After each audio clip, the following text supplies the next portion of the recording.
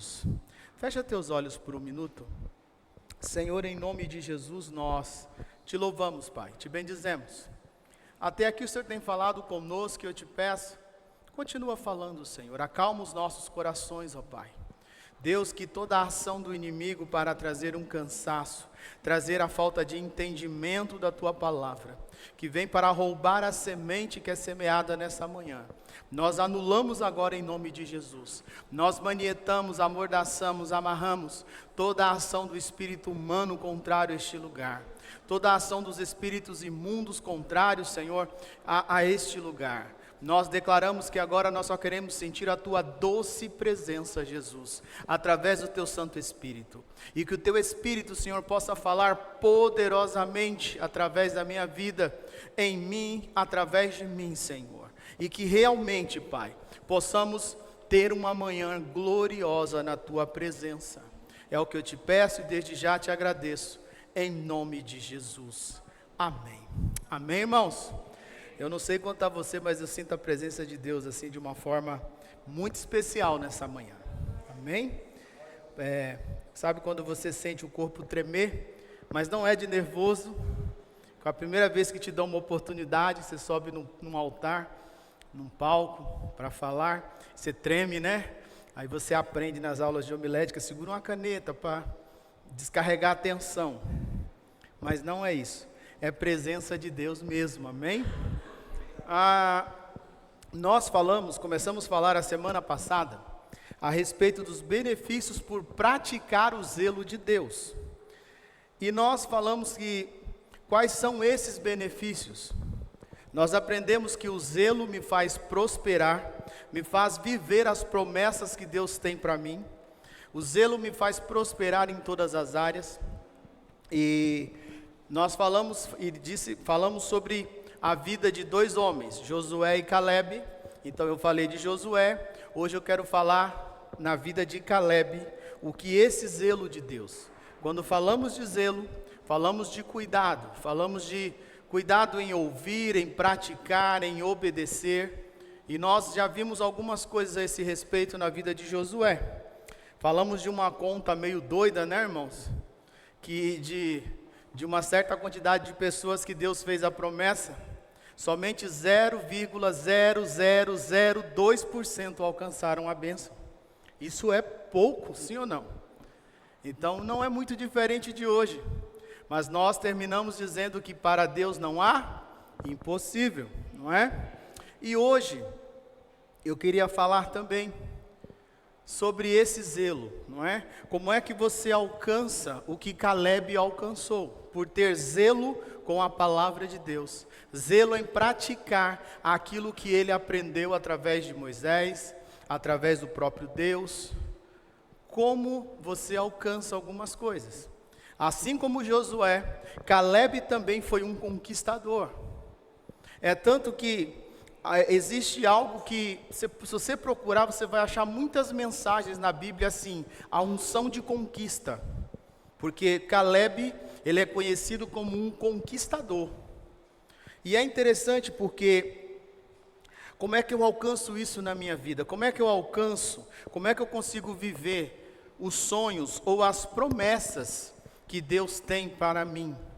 Olhando a vida de Calebe, você irá ver que Deus fez promessas para Calebe, ou parecia até um sonho que ele alcançou, amém?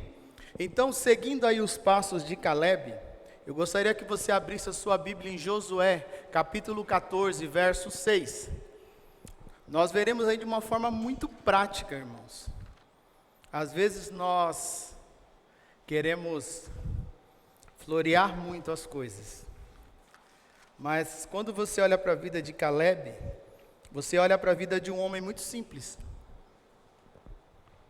E aí, às vezes confundimos simplicidade com acomodação, não é? Ser acomodado, não. Calebe nunca foi acomodado. Calebe era um homem simples, mas um homem que tinha um zelo por Deus incrível. Então, Josué, capítulo 14, verso 6, e deixa aberto aí, nós vamos caminhar aqui nesse capítulo. Acharam aí?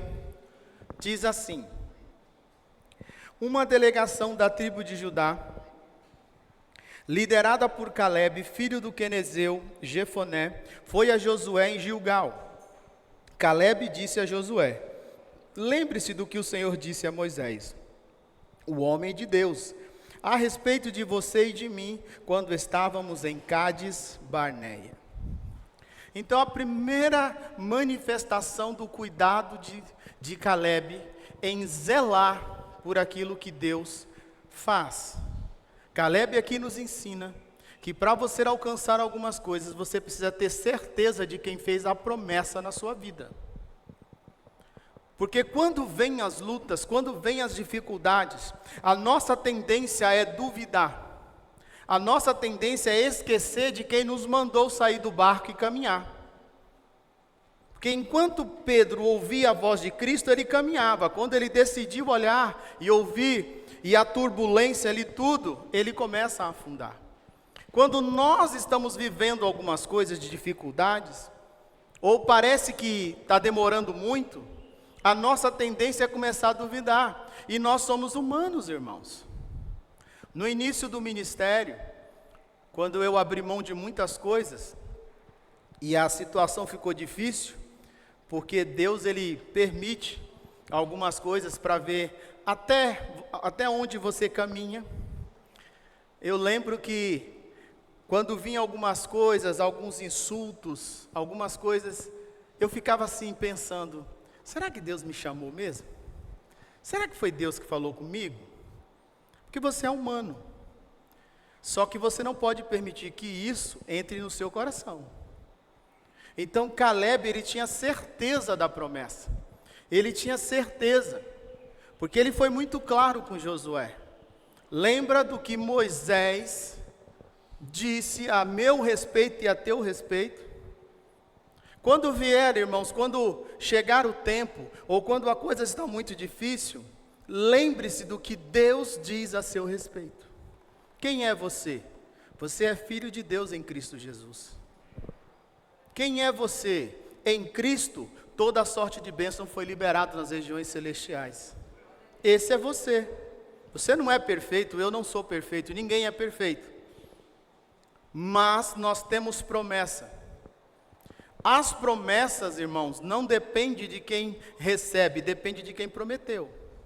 A minha parte para que isso seja verdade é eu cumprir o se, não é? O se você me obedecer, ou seja, se eu zelar pelas coisas de Deus, independente da situação que eu esteja hoje, pode ter certeza que aquele que fez a promessa é fiel para cumprir, independente da condição. Eu preciso ter essa certeza. Eu não posso duvidar. A palavra diz que se você orar, mas duvidar no seu coração, de forma alguma você receberá. Esse é o primeiro cuidado de Calebe. O segundo, Josué 14 aí, verso 7, lê comigo até o 9, que diz assim: eu tinha 40 anos quando Moisés, servo do Senhor, me enviou de Cádiz Barneia para fazer o reconhecimento da terra de Canaã. Eu voltei e lhe dei um relatório verdadeiro. Mas meus irmãos israelitas que foram comigo assustaram o povo de tal maneira que eles se encheram de medo. De minha parte, segui o Senhor meu Deus de todo o coração.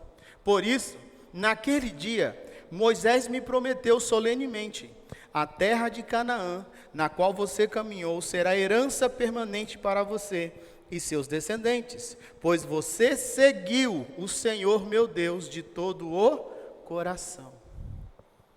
Então, qual é o segundo zelo de Calebe?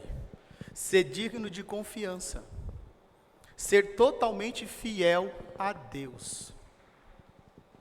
Calebe era um homem digno de confiança.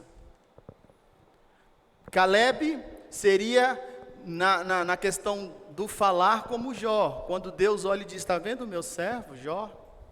Homem fiel, íntegro, reto, que se desvia do mal, que não quer ter nada com aquilo que o mundo lhe oferece. Então, ser digno de confiança. Você tem que ter esse zelo com a palavra de Deus, de procurar praticá-la para que você seja alguém digno de confiança. Porque em Cristo, irmãos, nós entramos na presença de Deus. A pergunta é: nós permanecemos na presença de Deus? A pergunta é: se Deus olhasse agora, Ele está olhando, amém? É só uma forma de expressão. Se Deus olhasse agora aqui para nós, quem de nós tem a certeza que Deus iria fazer? Está vendo ali, meu filho, minha filha, ó, digno de confiança. Como é que está a sua vida diante de Deus? Como é que você caminha com Deus? Porque Caleb deixa muito claro para nós que ele era alguém que recebeu a promessa com 40 anos. Agora, com 85 anos, ele continuava crendo na promessa e crendo no que Deus falou. Ele tinha esse zelo. Em outras palavras, Josué, eu continuo sendo alguém confiável para viver e tomar posse daquilo que Deus me prometeu.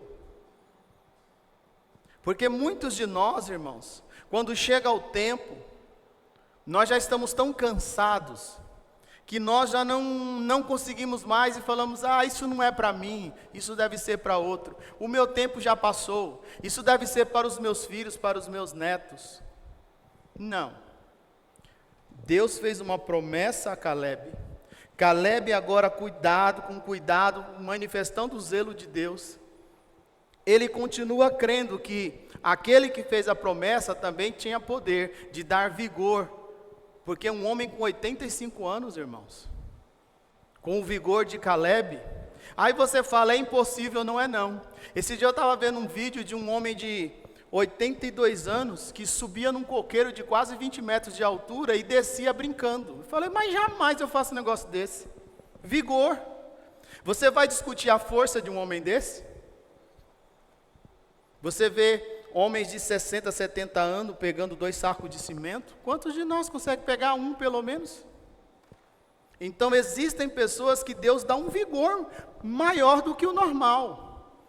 Porque para se viver algumas promessas, você precisa realmente de um vigor sobrenatural. Senão, você desiste. Se correr com homens te cansa, imagina correr com cavalos. Ou seja, com coisas sobrenaturais. Então, esse é o segundo cuidado de Caleb. Ele cuidou, zelou ao ponto de ser digno de confiança, de ser totalmente fiel a Deus. Lembre-se, assim como Josué, Caleb passou os 40 anos também, pagando pelo pecado dos outros. Mas ele não se deixou levar por isso, ele não murmurou, ele não se rebelou e soube fazer a coisa da forma certa. Porque nós falamos assim: não é justo, Senhor, eu sou fiel a Ti, agora vem uma crise, a empresa me manda embora. Você faz parte da empresa. O problema não é a empresa te mandar embora, o problema é você deixar de acreditar, como foi falado aqui na hora dos dízimos e ofertas, de acreditar e ser zeloso em permanecer fiel a Deus, porque ao fiel ele se revela fiel. Essa é a questão. Deus fecha uma porta, Ele abre outra. Deus permite algumas coisas, mas porque Ele não quer te destruir, Ele permite para que você cresça. Ele te tira da tua área de conforto para que você cresça, não é para que você diminua. Outra situação de Caleb, Josué capítulo 14, verso 10 diz assim: agora, como você vê em todos estes 45 anos, desde que Moisés disse essas palavras, o Senhor perseverou como havia prometido, mesmo quando Israel vagava pelo deserto. Hoje estou com 85 anos. Irmãos, quando você tem cuidado, zelo por Deus, por aquilo que Deus te ensina, você tem que buscar discernimento do tempo, discernir o tempo certo para reivindicar as promessas e lutar por ela.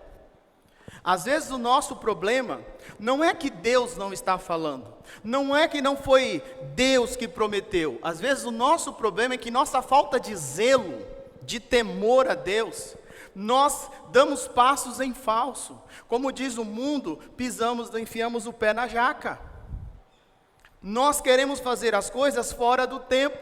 E discernimento é um dom. O problema é que quando fala do dom de discernir, nós sempre atrelamos a ideia de discernir demônio, se é anjo, se vem do coração, se vem do espírito, se vem do inferno.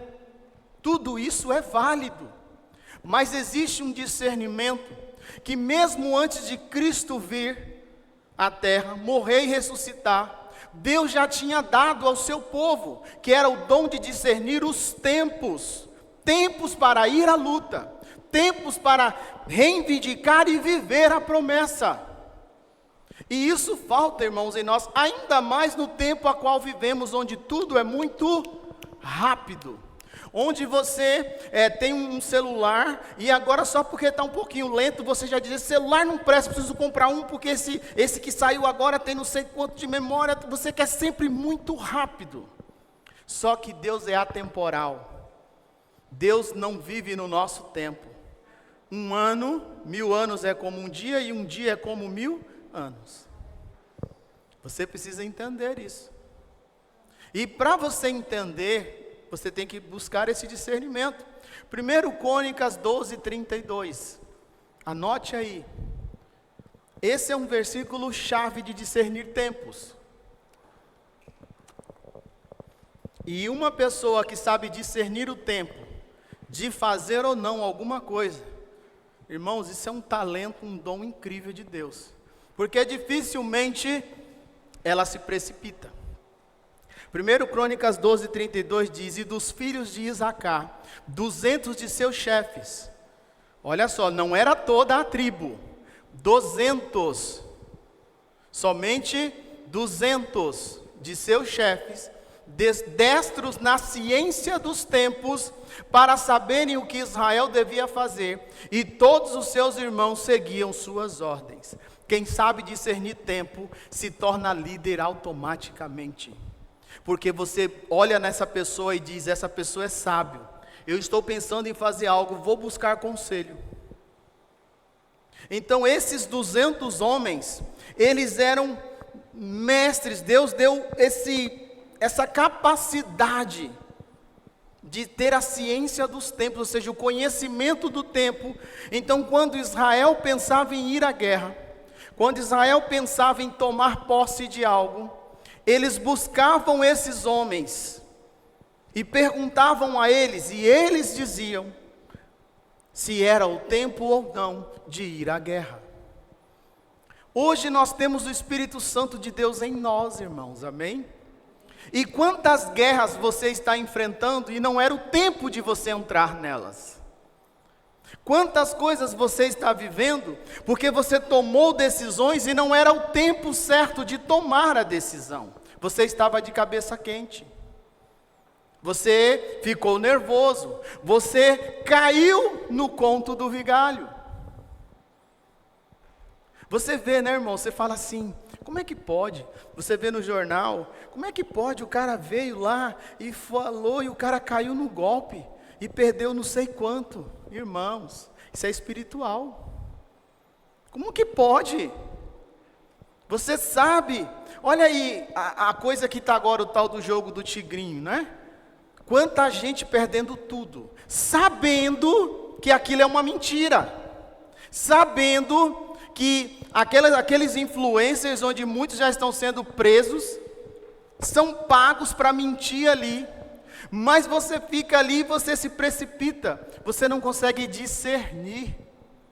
Então nós precisamos, nos tempos a qual vivemos, buscar muito esse dom de discernir. Mas não busque discernir apenas a questão se é Deus ou o diabo que está falando. Busque também discernir em Deus os tempos para que você se levante, para que você tome uma atitude. Porque nós somos assim, né, irmãos? Talvez seja só eu. Eu vou resolver algo, e algo aparentemente muito bom, Aí eu falo, Senhor, eu faço aquela oração de fé, né, irmãos? Senhor, em nome de Jesus, que seja feita a tua vontade. Aí eu vou lá, não dá certo. Aí eu começo a brigar com a pessoa lá, porque não deu certo. Eu começo a dizer, mas espera aí, você não disse? Deus está te ensinando que já que você não sabe discernir o tempo, Ele sabe. Mas na prática, você não aceita. Porque você orou, mas dizendo para Deus, de certa forma, que teria que dar certo. Mas Deus conhece os tempos e sabe o que é melhor para nós. E Caleb teve esse zelo de esperar o tempo certo.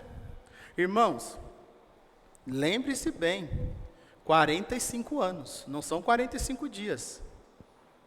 E às vezes você está esperando algo de Deus, não tem nem 1 ano, 2 anos e já começou a reclamar e até duvidar de quem fez a promessa. Caleb tinha 45 anos. Já haviam se passado ali um certo tempo que eles já estavam em Canaã. Então, busque isso de Deus, busque esse zelo de orar e falar, Senhor, enquanto o Senhor não me ensina a discernir os tempos, me ensina, me ajuda pelo menos a aceitar aquilo que o Senhor faz, ainda que eu não concorde, ou ainda que aos meus olhos não está certo. Me ajuda a aprender a discernir os tempos. Irmãos, eu sei, às vezes eu já falei isso aqui. Uma das coisas que hoje em dia eu ainda fico pensando, eu estava numa certa empresa, e era interessante, porque vinha olha, vamos para tal empresa, lá está pagando mais. Vinha outro, não, porque lá está bom, assim, assado. Falava, não, pode ir, eu não vou não, ainda não estou com vontade de sair daqui. Passava-se um tempo, essas pessoas voltavam, dizendo, me dá mais uma chance. Porque a coisa não era tão assim como prometeram. Porque quando o inimigo quer te enganar, ele te promete o céu, mas te entrega o inferno. A coisa vem, irmãos, quando diz o mundo, quando a esmola é muito, o santo desconfia. E eu falava, não é o tempo ainda, não vou sair. E nisso aí eu ainda fiquei mais uns 3 anos. Então você precisa entender que no tempo certo, Deus te tira. Ainda que você não queira sair, Deus te tira. Porque humanamente falando, isso eu estou falando de 15 anos atrás, eu não queria sair daquele emprego, era muito bom. Estava muito bom para mim aquele emprego. Eu não queria. E Deus já falava comigo, sai desse emprego. E eu não queria, até o dia que eu cheguei, minha carta de demissão estava pronta. Quando o coordenador veio e falou, meio assustado, porque eu era meio bravo, irmãos. Eu comecei a rir, eu falei, mas Deus é incrível. Eu entendi, porque humanamente falando, eu trabalhava com coisas que eram assim, eram metas. Então, se você mantinha as metas, era o contrário, eles até te promoviam mais ainda. E na região que eu estava batendo todas as metas. A equipe que eu comandava era uma equipe que deixou de ser vista como aquela equipe ruim para ser a melhor equipe. E no meio, quando eu estava no auge, alguém diz, estamos mandando você embora, desligando você do nosso quadro de funcionários, porque você não se adapta mais ao sistema da empresa. Eu falei, eu ia responder, comecei a rir, eu falei, obrigado, Deus te abençoe. Porque você tem que entender que tem um tempo para você tomar as decisões. E por misericórdia, Deus, quando você não quer, Deus toma no seu lugar. Porque Ele tem algo maior para você. Ele tem algo melhor para você. Só que isso não me isenta de buscar isso. De discernir os tempos. Um líder, irmão, se você pode até ser que não seja na igreja, mas no teu trabalho. Se você é um gerente, se você é um coordenador, se você lidera alguma coisa na sua empresa, busque discernir os tempos. Porque senão você sempre estará tomando decisões que não é para ser tomada. Você começa a dar ouvido a quem não deve. Você começa a fazer as coisas segundo o que você acha. Busque esse discernimento de tempos. Porque isso, irmãos, foi a chave de Caleb. Foi a chave. No tempo certo, na hora certa, ele disse: estou aqui, estou com a mesma força de antes. E aí você vê que Josué fala: amém, eu estava lá com Moisés mesmo, eu ouvi Moisés te prometer isso. Chegou o tempo. Agora, lê comigo o verso 11. Diz assim, Josué 14:11. Continuo forte, como no dia em que Moisés me enviou, e ainda posso viajar e lutar tão bem quanto naquela época. Um homem com 85 anos, irmãos. O que é isso aqui? O cuidado de Deus, o cuidado que você tem com as promessas de Deus, faz você não desanimar, faz você estar alegre na presença de Deus. Caleb estava alegre, porque às vezes nós achamos que quando nós começamos a choramingar, a murmurar, a nos queixar, Deus muda alguma coisa. Deus não age por sentimentos assim, irmãos. Lembra que nós falamos aqui, eu não sei se foi numa quarta, que você vai embananando tudo, que eu falei de Ana? Foi numa quarta, né? Lembra que eu falei de Ana? Se você não assistiu, assista, está lá acho que foi quarta-feira passada. Enquanto Ana choramingava, ela continuou estéril, mas quando ela tomou uma atitude, mudou a sua oração, Deus fez com que a esterilidade se acabasse. Então, quando você tem o cuidado, o zelo de Deus na sua vida, você não desanima. Você sempre está alegre na presença de Deus. Porque nós criamos uma ideia que se eu chegar na igreja triste, carrancudo, ó vida, ó azar, ó, irmãos, quem vai gostar disso é o diabo. Porque se a alegria do Senhor é a nossa força, imagine a nossa alegria como alegra o coração de Deus. Quando nós colocamos Deus em primeiro lugar. Então você entenda que isso é zelo, é se zelar. Porque Deus prometeu, Ele é fiel para cumprir. É interessante, irmãos, Isaías 40, do 27 ao 29. Isaías fala sobre promessas. E chamando a atenção do povo para isso. Cuidado com esse Deus não me ama. Deus não me ama porque Ele não fez o que eu quis. Ah, se Deus não me curar, se Deus não fizer isso, então eu não acredito mais em Deus. Irmão, você vai morrer sem acreditar, porque Deus não é teu servo, você é servo dele. Nós criamos uma ideia nos dias de hoje que parece que a criatura virou o Criador e o Criador virou a criatura. Quem pode conhecer a mente de Deus, irmãos, a não ser o Espírito dele? Quem pode saber melhor sobre o meu futuro do que Deus, que é onisciente, onipresente, onipotente? Então nós precisamos tomar esse cuidado, porque quando vem o desânimo, irmãos, o nosso semblante cai. Quando falta a alegria, falta a força. Um dos sintomas de uma pessoa que está depressiva, qual que é? A tristeza, a melancolia. Diz a ciência e não eu, que o sorriso rejuvenesce, mas a cara fechada te envelhece. Isso é ciência. Pessoas alegres, pessoas que gostam de sorrir, é o elixir da juventude, não precisa nem ficar fazendo muita plástica.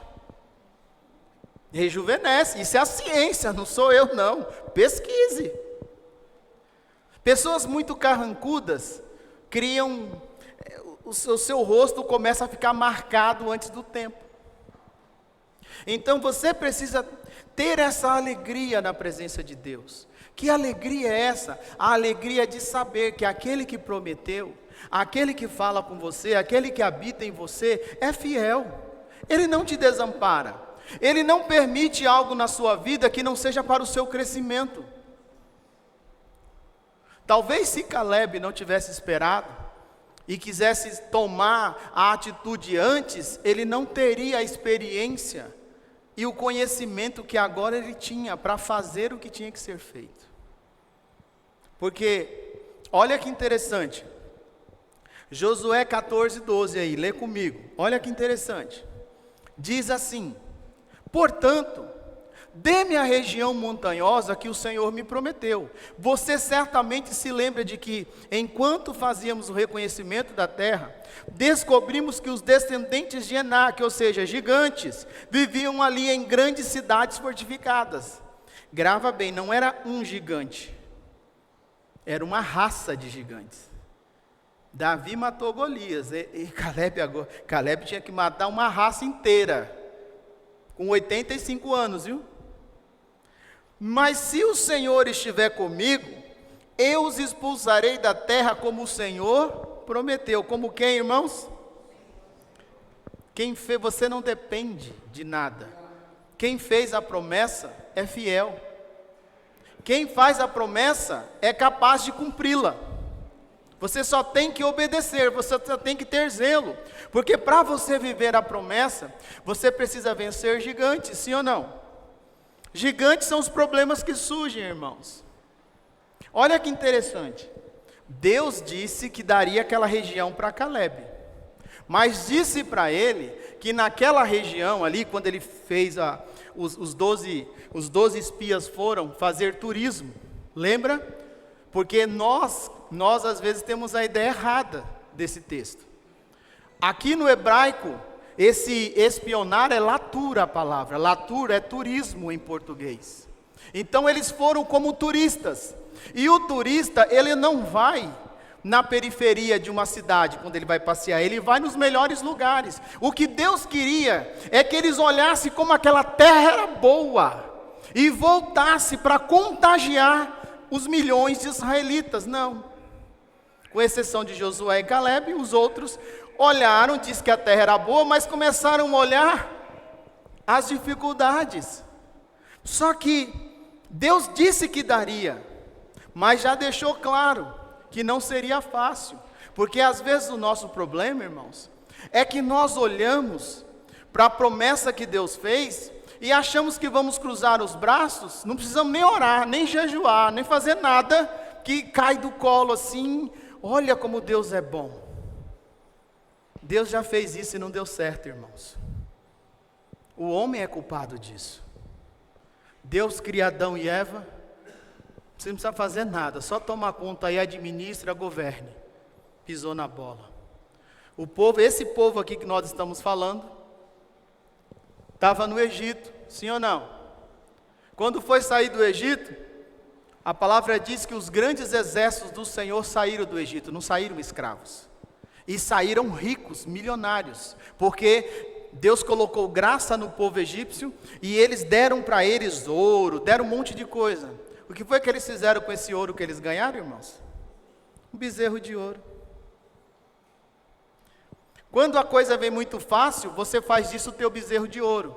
Então se vem um trabalho sem luta, vem uma promoção, você nem esperava, sem luta, você não trabalhou aquilo, você tem que tomar cuidado, porque você começa a olhar para aquilo e achar que aquilo ali é melhor do que o tempo que você tem com Deus.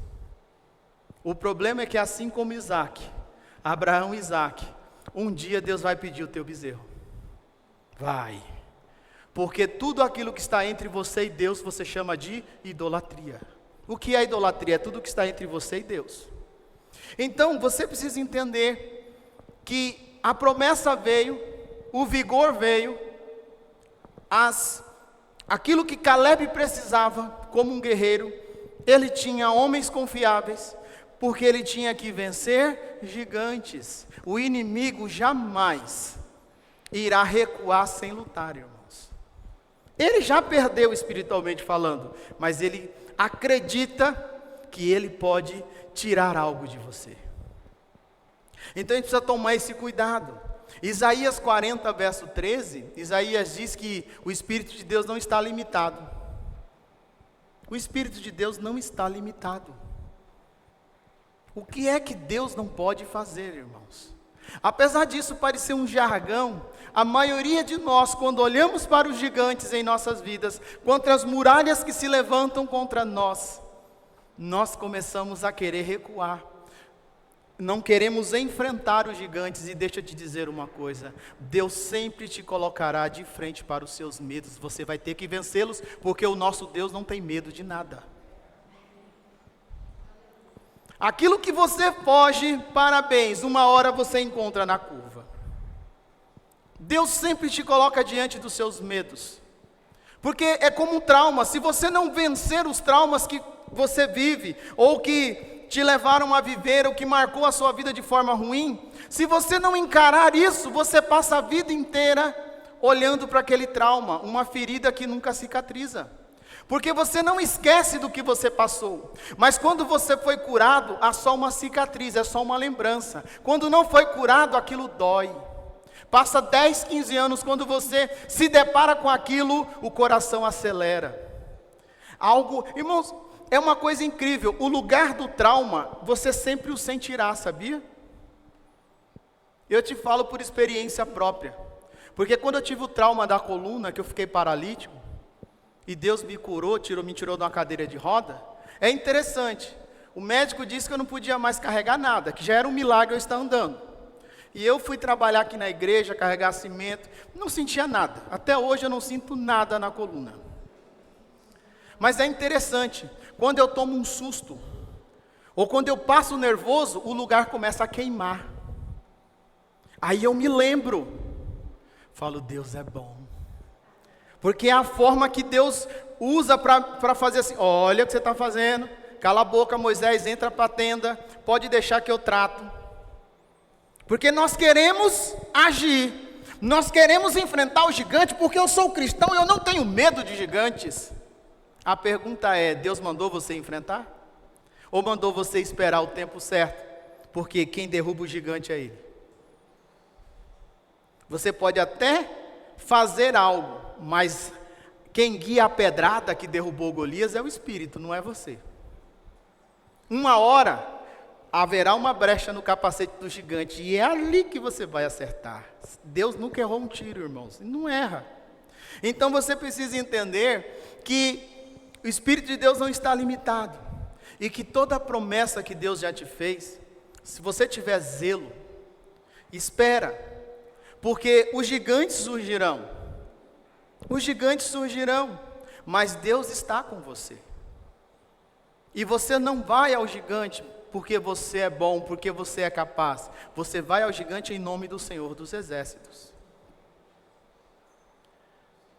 Outro ponto interessante, para a gente ir caminhando aqui para o final. Josué 14, verso 13. Lê comigo aí. Então Josué abençoou Calebe. Josué fez o que, irmãos? Ou seja, Josué, como líder do povo, agora se alegrou com a vida que Calebe demonstrava viver e ter em Deus. Porque às vezes nos falta, como eu falei aqui na quarta-feira, nos falta realmente termos atitudes onde aquele que é autoridade sobre a sua vida possa dizer, em nome de Jesus, você já alcançou. Então Josué abençoou Calebe, filho de Jefoné, e lhe deu Hebrom como sua porção de terra. Até hoje, Hebrom pertence aos descendentes de Calebe, filho de Quenezeu Jefoné, pois ele seguiu fielmente o Senhor, o Deus de Israel. Antes disso, Hebrom era chamada de Kiriat Arba, em homenagem a Arba, um grande herói dos descendentes de Enaque. E a terra descansou da guerra. Irmãos, o tamanho do gigante demonstra o tamanho do zelo de Deus. É isso que você precisa pôr no seu coração. Porque às vezes nós temos grandes sonhos, então você terá grandes gigantes para vencer. Quanto maior é o gigante, não fique assustado, é o zelo de Deus. Porque Deus quer te levar a grandes vitórias. Não existe grandes vitórias com pequenas guerras. Existem grandes guerras que te levam a alcançar grandes vitórias. Então, quanto maior o gigante, maior será a porção da promessa de Deus que você viverá. Irmãos, a palavra de Deus está cheia de versículos. Filipenses 1,6. Aquele que começou a boa obra em minha vida é fiel e justo para terminar. Sim ou não? O que eu nunca imaginei, o que nunca subiu ao meu coração é o que Deus tem preparado para mim. 1 Coríntios 2,9. Deus é capaz de fazer em minha vida infinitamente mais do que tudo que eu sonhei. Efésios 3,20. E aí vai. O próprio texto que eu citei aqui de Colossenses. Bendito seja o Deus e Pai de nosso Senhor Jesus Cristo, que já nos abençoou. Já nos abençoou. Irmãos, ali, irmãos, é um verbo no grego, que ele é um verbo definitivo. Está feito, está falado. Não importa o que o mundo faça. Se você se mantém zeloso pelas coisas de Deus, aquilo está decretado na sua vida. Você só tem que esperar o tempo certo. Que já nos abençoou com toda sorte de bênção. Então, irmãos, para nós terminarmos, tem uma frase do pastor Carlitos Paz, um livro que eu li dele, que ele diz assim: sabemos que nem todos os sonhos se realizam, porém nada pode se tornar realidade sem que antes alguém tenha sonhado com isso. Você tem que entender que as promessas de Deus é um combustível na sua vida, que faz você sonhar. Quando Deus, vamos dar um exemplo simples. Deus fala assim: olha, meu servo fulano, eu vou te levantar como líder de tal coisa. O que acontece? Aquilo entra e você já começa a sonhar, né? Poxa vida, eu vou fazer assim, eu vou fazer assado. É um sonho. E o zelo de Deus precisa estar nele, para que você não se precipite. Então, irmãos, você tem que sonhar. Porque a luta, o desânimo, tudo aquilo que vem do inimigo, faz com que você comece a perder a alegria, comece a ficar triste, comece a desanimar, comece a jogar a toalha. E não é assim que funciona. No domingo passado, eu também disse que Josué e Calebe, por causa do pecado do povo, também ficou 40 anos no deserto. Para o povo, o deserto foi a morte. Para Josué e Calebe, o deserto foi um tempo de preparação, para que eles, no tempo certo, pudessem viver a promessa de Deus. Então, quando você entende isso, você não desanima dos seus sonhos, dos sonhos que Deus te deu. Por quê? Porque você está no mesmo contexto de todo mundo. Você está no mundo, mas você não pertence a ele. Então, vem uma crise, você está sujeito a passar a crise que todo mundo passa. A diferença é que quando você tem zelo por Deus, crê em Deus, essa crise só vai te fortalecer. Irmãos, é uma coisa impressionante. No meio da pandemia que veio a crise, chamaram de crise, alguns perderam tudo e outros ficaram milionários, sim ou não?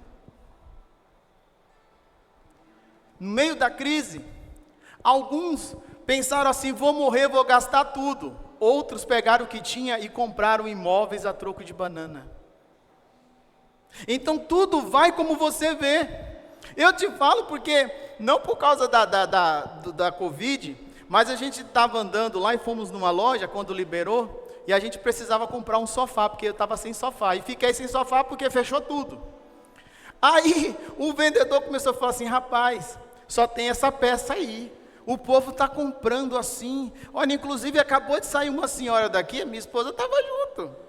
Como saiu uma senhora daqui, que ela pegou todo o dinheiro da poupança e comprou tudo de imóveis, porque ela falou assim: já que vai morrer todo mundo, eu vou gastar todo o meu dinheiro. Então você precisa entender que Josué e Calebe viveram os 40 anos de crise, no meio do deserto, com aquele povo murmurador, reclamão, e que nada está bom. Deus mandava carne, agora a carne enjoou. Deus mandava pão, eles chamaram o pão de Deus, irmãos. Leia Números. Como falta zelo, temor, irmãos. Eles chamaram, se você for no original, seria a ideia assim: essa porcaria. Eles chamaram o maná dos anjos do céu de porcaria. Por quê? Porque você tem que tomar cuidado, porque assim, Deus não disse que leva a gente para Canaã, a gente está no deserto, como se eles fossem inocentes. E no meio de tudo isso, Josué e Calebe se manteram íntegros na presença de Deus. Josué e Calebe viveram o que Moisés não viveu, porque Moisés não pôde entrar. O que Arão, sumo sacerdote, não viveu, porque não pôde entrar. Então, aqueles dois improváveis, foi o 0,00002% que viveu. Talvez você esteja nesses 0,002%, porque Deus torna possível aquilo que é impossível. Agora, o que me chama a atenção, para a gente terminar, que benefício, além de tudo isso que você já ouviu domingo passado, nesse domingo, mais um benefício, irmãos, mais um benefício, por causa da fidelidade de Josué e Caleb, por causa desse zelo que eles tinham com Deus.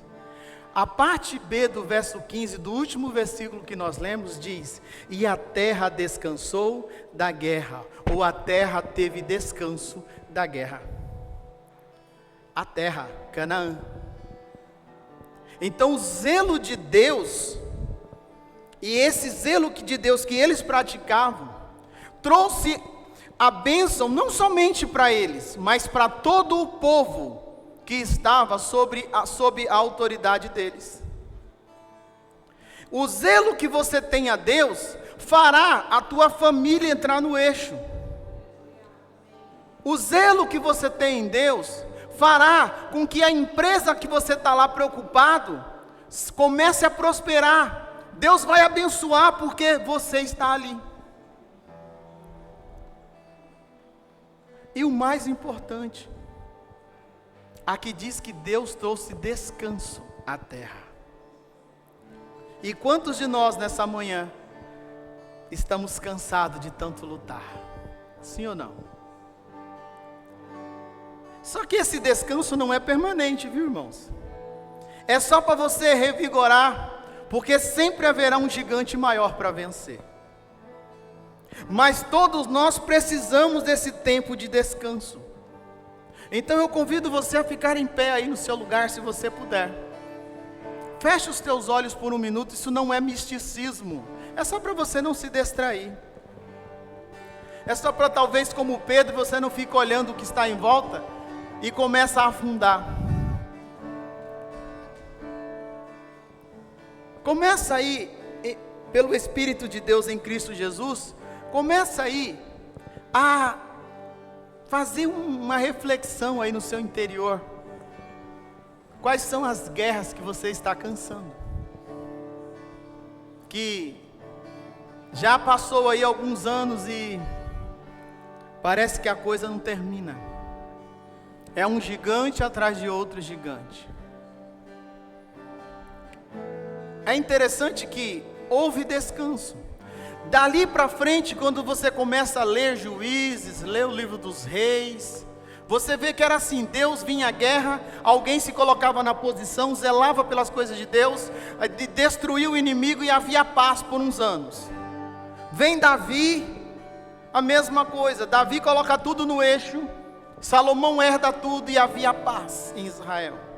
Daqui a pouco vinha a guerra, porque a guerra faz você lembrar que não é pela força do seu braço, é pelo zelo que Deus tem sobre a sua vida e a sua casa.